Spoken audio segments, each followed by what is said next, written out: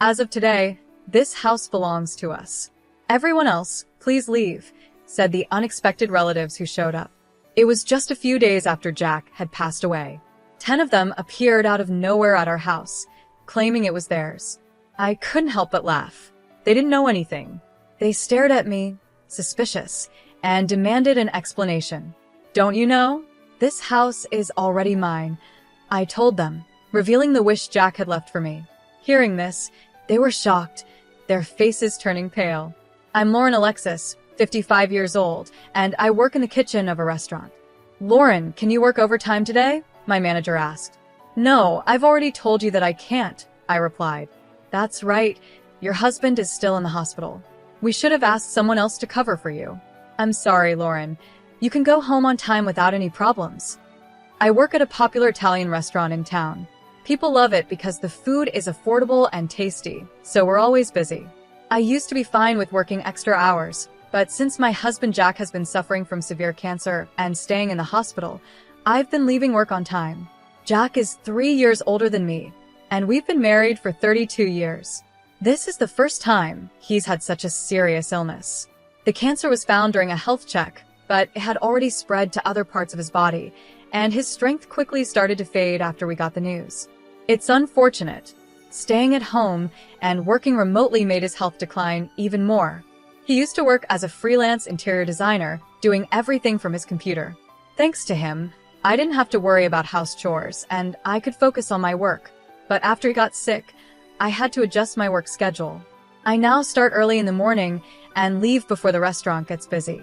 I want to spend as much time as possible taking care of him. I often apologize to my coworkers for causing them trouble.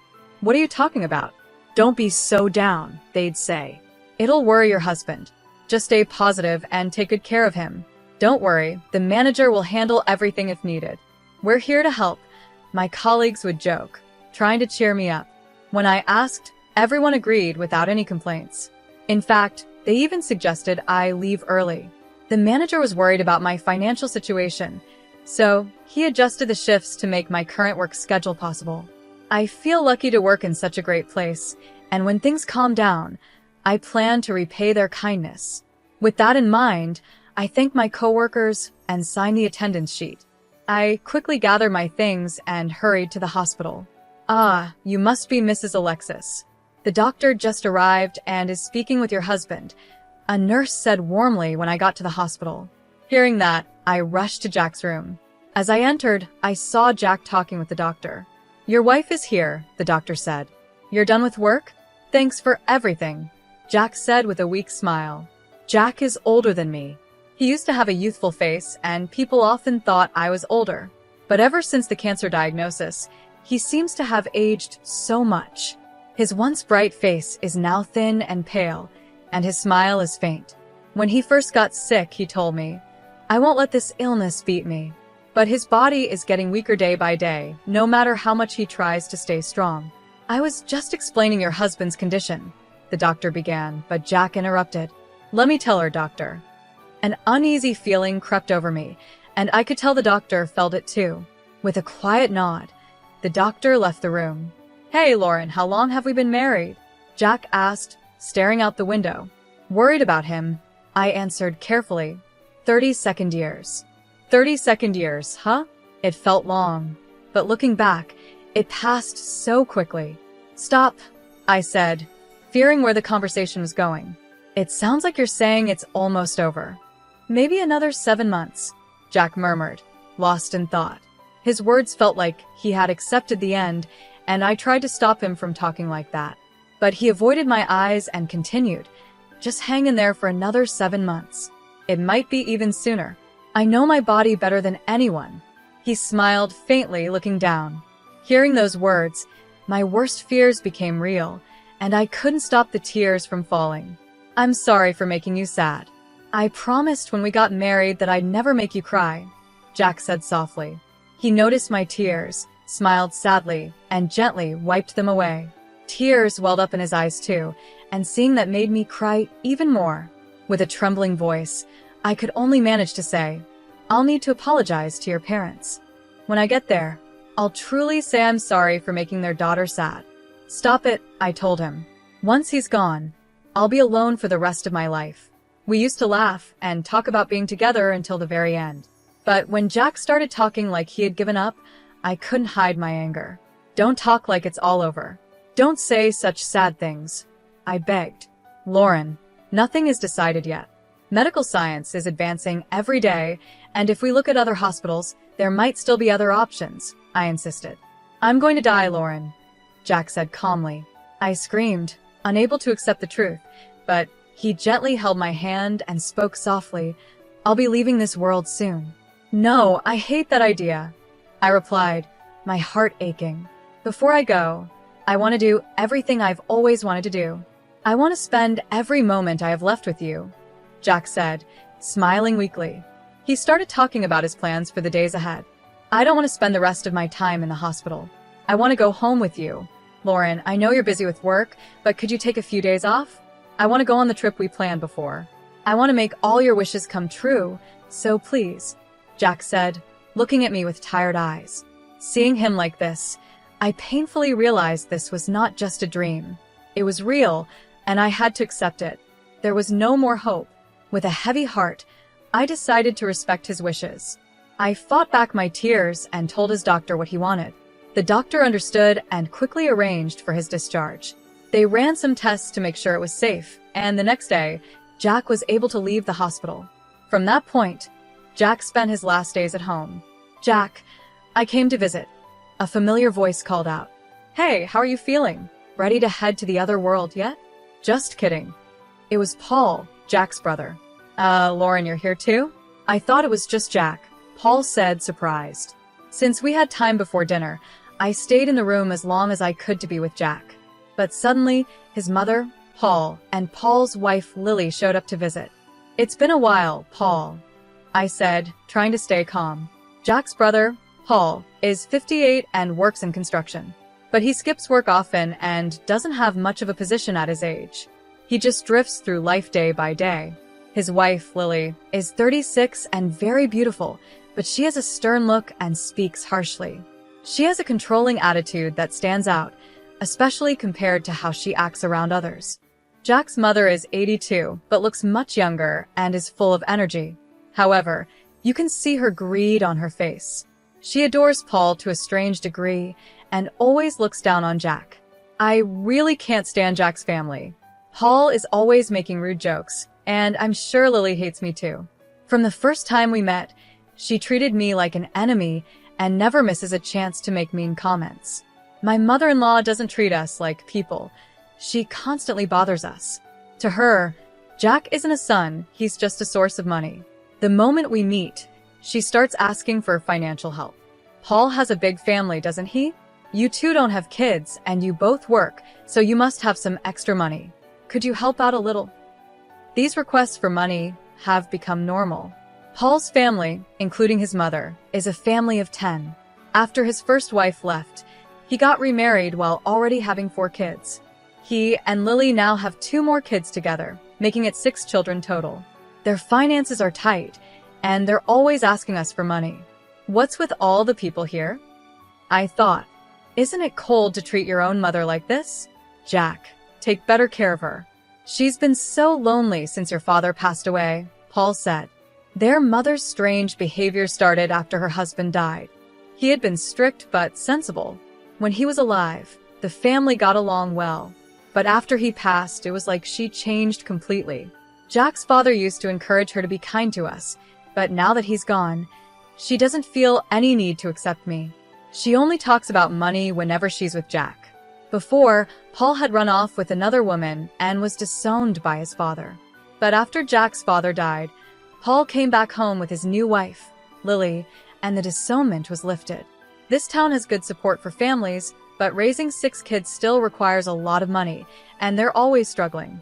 Jack was always shocked by their unrealistic demands.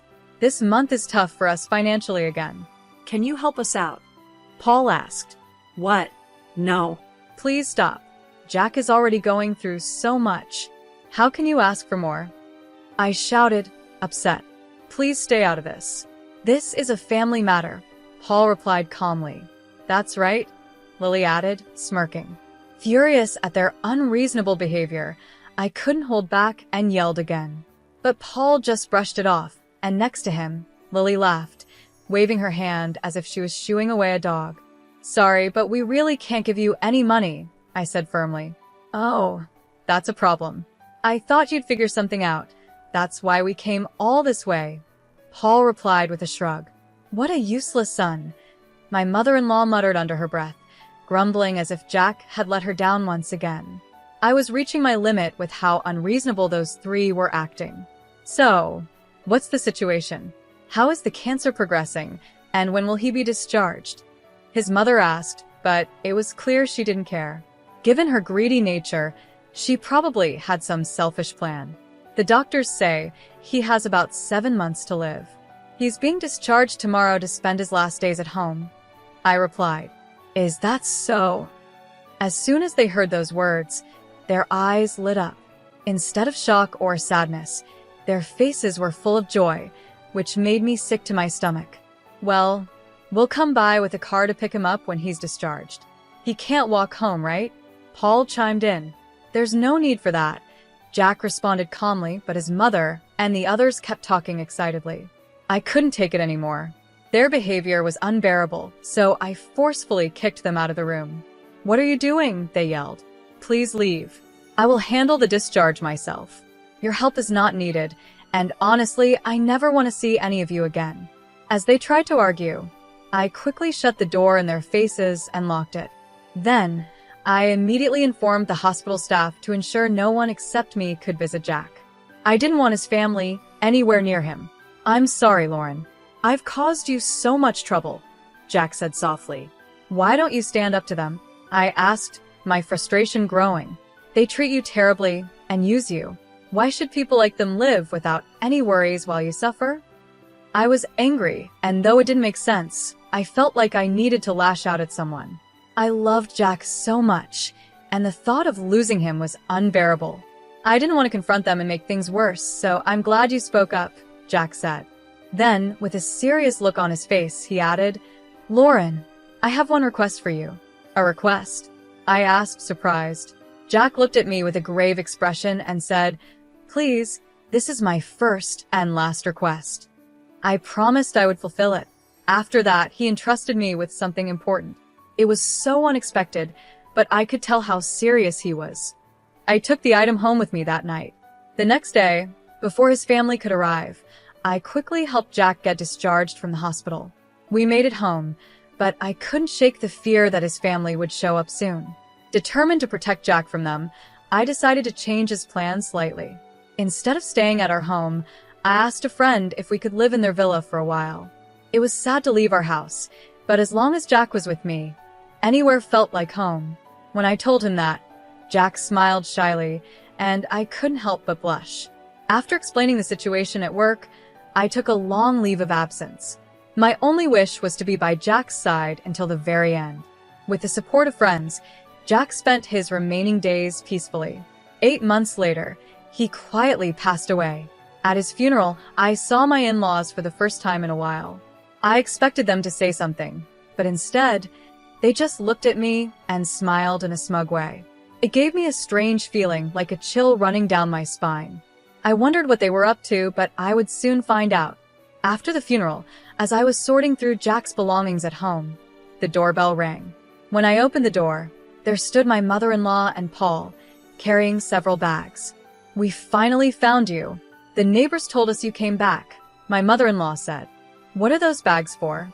I asked as she tried to push her way inside, complaining all the while. I blocked the doorway, refusing to let them in. Paul glared at me, annoyed. "Stop standing in the way. Move aside," he demanded. "I won't move. What's in those bags? And did you bring your kids too? What are you thinking?" I said, noticing Paul's entire family was with him. The situation was confusing, but I knew panicking would only give them the upper hand. Clearly, they had some plan, and I wasn't going to let them walk all over me. I stood firm. Then, with a mocking laugh, my mother-in-law said something shocking. "From today, this house is ours. You need to leave." I was stunned. My in-laws, all 10 of them, had come with the bold idea of taking over our home. Their audacity left me speechless for a moment. My son's belongings naturally belong to his blood family, don't they? He left a will for us, my mother-in-law said, waving a piece of paper in my face with a grin. Hearing this, I couldn't help but burst into laughter. The ridiculousness of their actions was overwhelming. What's so funny? My reaction seemed to irritate them. Lily peeked out from behind Paul, glaring at me as I wiped tears from my eyes, still laughing at the absurdity. I faced their angry looks and dropped a shocking truth. Don't you know? This house is already mine. What? My mother-in-law gasped. What do you mean? Echoed Paul, both of them looking completely confused. Their stunned faces made me laugh again, but I quickly pulled myself together and went to get some important documents from another room. I returned with even more surprising news. As you can see, I'm now the official owner of this house. Jack transferred the ownership to me while he was still alive, I explained. What are you talking about? My mother-in-law shouted, her eyes wide with disbelief. She grabbed the documents from my hand and studied them closely with Paul. It's true. The house is in her name, they murmured, shocked. The document was official, proving that the house belonged to me. Paul and Lily immediately began protesting. How could Jack not own the house anymore? They yelled. Staying calm, I replied. He decided to transfer the house to me before he left the hospital. He thought it would be better for the future if the house was in my name. At this point, my mother-in-law interrupted, holding up her own copy of what she claimed was Jack's will. This can't be. Look, here's a will he wrote, she said. The paper she showed was in Jack's handwriting, but it had no official seals or signatures. It wasn't a valid legal document, which they clearly didn't understand. Their lack of knowledge made me sigh in frustration. No matter how much I explained, I knew they wouldn't accept the truth. Expecting things to escalate, I asked them to wait a moment and made a call to a lawyer. I appreciate your help. I'm sorry, but Jack's family is here about a supposed will. Could you come over quickly? Thank you, I said into the phone. Paul glared at me suspiciously. Who are you calling? I didn't give him any details, but I invited them inside. I seated my mother-in-law and Paul in the living room and told the children they could play in the bedroom. Soon, the doorbell rang, and I went to greet the person I had called. I escorted him into the living room. I apologize for the delay, I said as the suited man entered the room. Paul and the others immediately looked tense, eyeing him with suspicion. This is Mr. David, the lawyer who has been helping us with Jack's matters, I explained. Upon hearing the name lawyer, my mother-in-law's face filled with shock. A lawyer? She exclaimed, realizing the situation had become more serious than she expected. I got to know David through a friend of the owner of the villa we were renting. He had already been told about the situation. Even though he was only 32 years old, which made Jack and me feel a bit uneasy at first, he was well known among his friends for being smart and especially good at handling family disputes. After meeting him in person, we trusted him completely. Jack and I had explained everything about the inheritance and the family issues to David, and we officially hired him as our lawyer.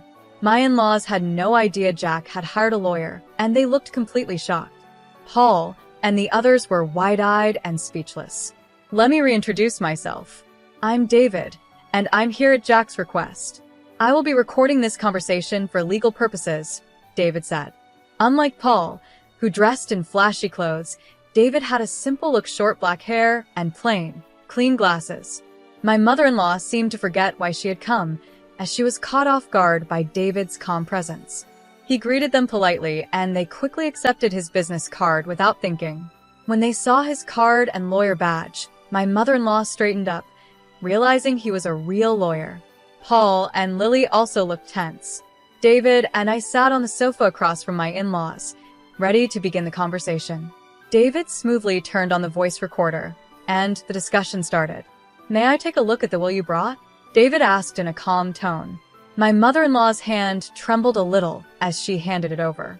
She seemed nervous, probably worried that without a lawyer on her side, things might not go the way she wanted. It's hard to twist words around when dealing with an experienced lawyer, and she seemed aware of that. David read the will carefully, and after finishing, he looked at me and gave a small nod. Thank you. I'll return this to you now, he said, handing the will back to my mother-in-law with a polite smile. His calmness only seemed to make her more anxious. Was that really Jack's will? She asked, her voice filled with doubt. Yes, it does appear to be Jack's will, David confirmed. See? With this, the house is ours, she declared confidently. But David quickly set her straight. That will is an older version, though, he added, gently lowering her expectations. What do you mean? My mother-in-law exclaimed in surprise. It seems you didn't catch that, David replied calmly. Yes, the will you presented is Jack's, but it's outdated. The will that is officially valid is this more recent one. He then pulled a newer document from his bag. This will was more recent than the one my mother-in-law had, and it clearly stated, I leave all my assets to Lauren. The previous will I wrote for my mother is hereby revoked, and this document shall stand as my official will. What?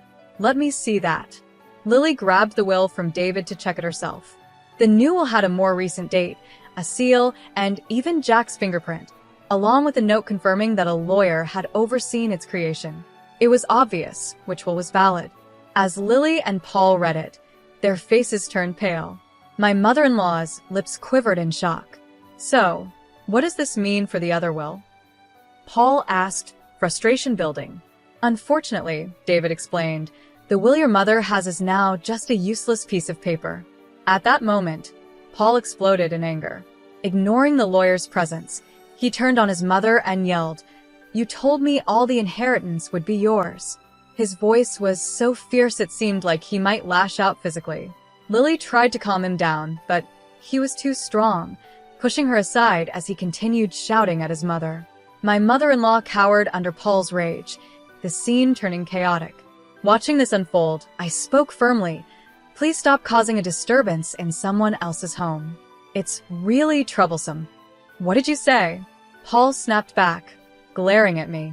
If you keep this up, David will confirm everything and will consider legal action if necessary, I added calmly. Hearing David's name seemed to bring Paul back to his senses. He realized he was dealing with a lawyer, and no matter how much he resisted, it was useless. He nervously sat back down on the sofa. I turned to my mother-in-law and asked, By the way, did Jack really write this will himself? She hesitated for a moment before answering. Yes, he wrote it for me while he was in the hospital. Her voice was laced with irritation. Was Jack happy to write it? I pressed further. My mother-in-law nodded in agreement, clearly growing tired of the questioning. I caught David's eye and gave him a signal. He adjusted his glasses and nodded to me, giving the go-ahead for what I was about to reveal to my in-laws. That's an interesting story, I began, but it seems a bit off. Actually, the hospital's security cameras recorded you forcing Jack to write that will. As I spoke, I pulled out my laptop, inserted a USB drive provided by the hospital, and played the footage. Jack had confided in David that he was pressured into writing the will, so we alerted the hospital. They cooperated and gave us the security footage. I quickly opened the video on the screen. In the video, my mother-in-law could be heard saying in a threatening tone, We'll be in trouble if you die and the inheritance doesn't come through. The footage clearly showed her pressuring Jack, with Paul and Lily also involved.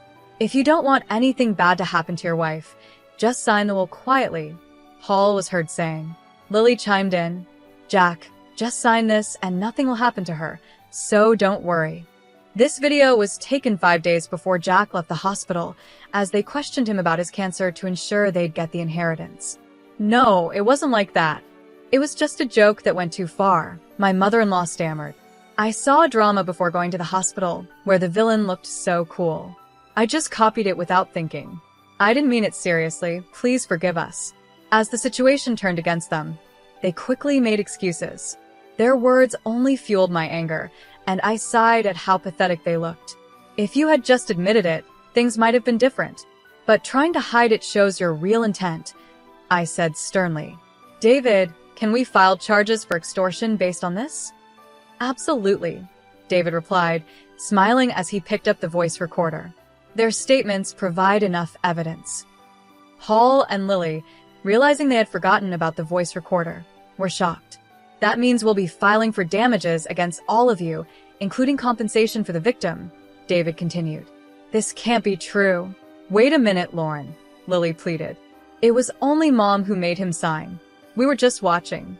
We didn't force him to sign anything.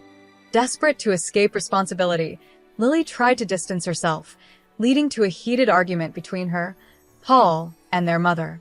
"It was you two who offered to help get the will written, wasn't it?" My mother-in-law snapped, trying to shift the blame back to them. "You said you would handle it properly, Mom.